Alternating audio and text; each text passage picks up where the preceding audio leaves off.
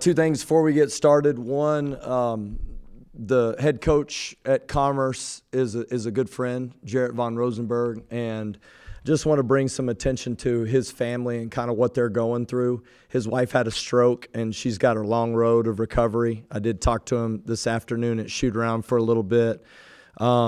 Just have a tremendous amount of respect for who he is as a coach, but who he is as a husband and a father.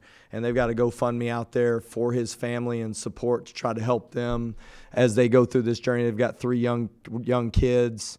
And so I just feel for him because this happens right in the middle of the season, and he's trying to prepare his team. And so really wanted to make sure that everybody knew about that opportunity. And two, we're wearing the sweaters in honor of Coach Knight today and what he did here. And I don't know how he did it because this is hot. But what a tremendous coach and what a great asset he was to our university, and really thankful just for how he treated me personally as a young coach and how he helped me on the journey. Allowed me to actually watch practice in this facility and was just always real kind and said a lot of great things and really helped me in a lot of ways. So appreciate him and praying for his family during this time. Coach, I'm curious at how you thought your team played defensively, especially in the first half. It seemed like y'all were pretty shut down on that and with the man-to-man and using Warren as a rim protector. Yeah, give staff credit. I mean, I thought the preparation was there. I thought we knew what they were going to do. We were able to apply some pressure, and we actually turned them over a little bit.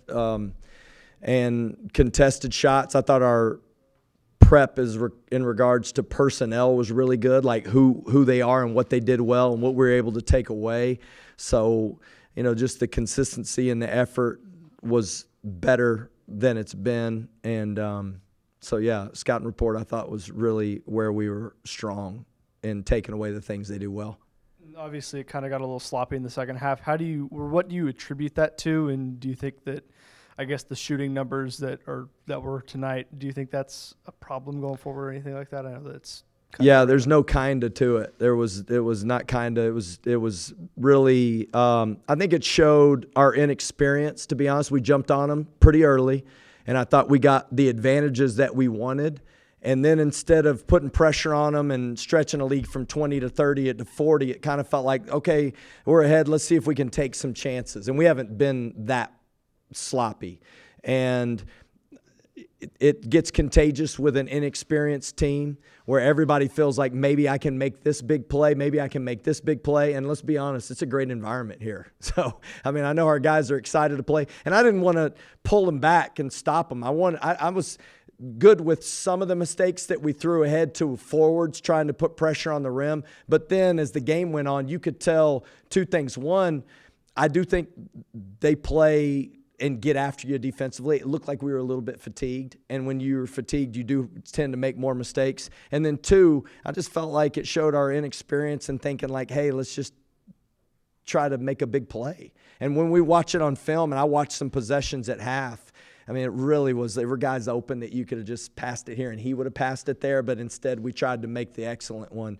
And I think that shows that, we're trying hard, but we're trying to make too great of a play instead of the simple. And that's going to be the message. This prep for the next one is like, let's just make the simple play and trust your teammates. What'd you see from, I guess, your rotation? You had Darian play pretty well, Chance flashed a little bit, Pop played pretty well. How do you feel like your guards are coming along, and what kind of rotation could you see going forward at that position? Well,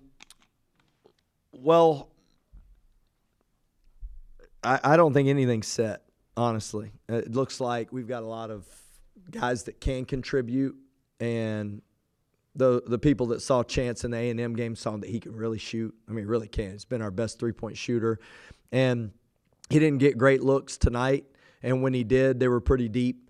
And so I just think we're going to have to learn to play to each other's strengths more. And, felt like at times when we got up, we felt like, hey, it'll be my turn this time, and we just got to play better together. Was there a more conscious effort to get into the paint tonight compared to the exhibition?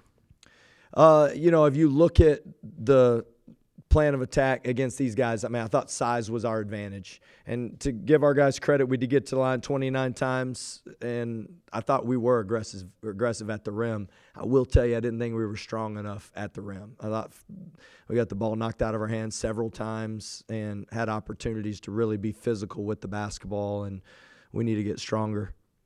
Well, that kind of leads me to my next one, because physicality was kind of your thing against A&M. What about tonight? How do you think they kind of stacked up and improved, didn't improve? Yeah, I don't know what the numbers were offensive rebounding in the first half, but I thought we did a great job in the first half offensive rebounding. In the second half, it died off pretty severely. And that's where our ability to maintain physicality over 40 minutes is going to be important. And I thought we came up short with that tonight. Coach, you got a couple home games coming up before you guys head to the Bahamas. What's going to be your biggest focus over these next couple games to improve on besides those turnovers? I just think sharing the basketball and being able to execute when, teams do a good job of being physical and taking away option one. And that happened a few times tonight where we took away option one and we panicked and tried to make too quick of a play instead of just having some composure and making the simple play. And that comes with experience. Coach, on fast breaks tonight, obviously you were looking to get out and run quite a bit, and I believe you got 17, 18 points off of fast breaks, but also a considerable number of turnovers, maybe trying to force the fast break. Do you feel that from a net standpoint, the fast breaks were a benefit for you tonight or more of a liability? No, it was definitely a benefit, and that's why I told him in the last time out, like, pushing the ball in pace isn't about scoring on every one of them. It's honestly about kind of a battle of wills. Like, how can you maintain a level of physicality? You look at our team, we've got good team speed. We really do. And we've got versatile guys that can pass and catch. And it feels like we just got to be able to trust each other that we can score, but we don't have to score in the first possession when we pitch it up the floor. That's what it felt like we were trying to do. It's like pitch it ahead and try to score on one pass. And that's where we just got a little more trust. We've actually had some good flow in practice where we've had good flow from, like, let's go transition into half-court offense, and we got none of that tonight. It was all transition, turnover, or transition, and then hold it and run a set. And we just didn't really get into any flow. And we'd actually been pretty good at that. And we did it a couple times against A&M where I felt like, hey, this is what it looks like. We just didn't have any of that because we turned the ball over and didn't get to it. And the first half, I thought we had great opportunities to offensive rebound. That was our advantage, like get a shot. And then all of a sudden we had those stretches where we weren't getting any shots. And then we weren't getting any offensive rebounds. And so it got a little contagious. We got a little nervous. And you could tell we had some inexperience out there tonight. Against A&M, an awful lot of fouls. And I know you were a little bit concerned with that. Tonight, I believe only 9 personal fouls. I guess you got to be a little bit happier with that side of things tonight. Definitely. We spent a lot of time working on showing our hands. We worked on our verticality at the rim, and I think those two areas were significantly better.